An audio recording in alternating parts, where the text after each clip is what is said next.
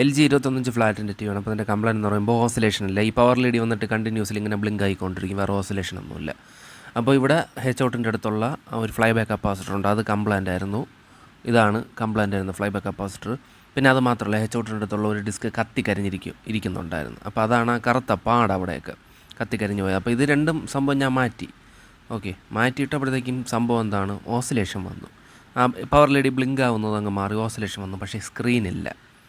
Okay, ട്യൂബിൻ്റെ back കത്തൊന്നും ഇല്ല, പിന്നെ എന്താണ് സ്ക്രീനൊന്നുമില്ല. അപ്പോൾ ഇവിടെ ബേസ് ബോർഡ് ചെക്ക് ചെയ്തപ്പോഴാണ് കണ്ടില്ല, ബേസ് ബോർഡ് പൊട്ടിയിരിപ്പുണ്ട്. അപ്പോൾ ഇവിടെ ശ്രദ്ധിച്ചാൽ കാണാൻ പറ്റും, പൊട്ടലുണ്ട് ബേസ് ബോർഡ്.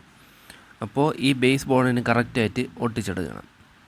ഓക്കെ, ഇവിടെ ഇതാ ബേസ് ബോർഡ് കറക്റ്റായിട്ട് നല്ലോണം ഒട്ടിച്ചിട്ടുണ്ട്. ഇവിടെ ശ്രദ്ധിച്ചാൽ കാണാൻ പറ്റും. അപ്പോൾ ഇനി എന്തായാലും സ്ക്രീൻ വരുമെന്ന് എനിക്ക് ഉറപ്പുണ്ട്. ഓൺ ചെയ്ത് നോക്കാം. വീഡിയോ കണ്ടുകൊണ്ടിരിക്കുന്നവർ വീഡിയോയ്ക്ക് ഒരു ലൈക്ക് അടിക്കാനും ചാനൽ സബ്സ്ക്രൈബ് ചെയ്യാനും മറക്കരുത്.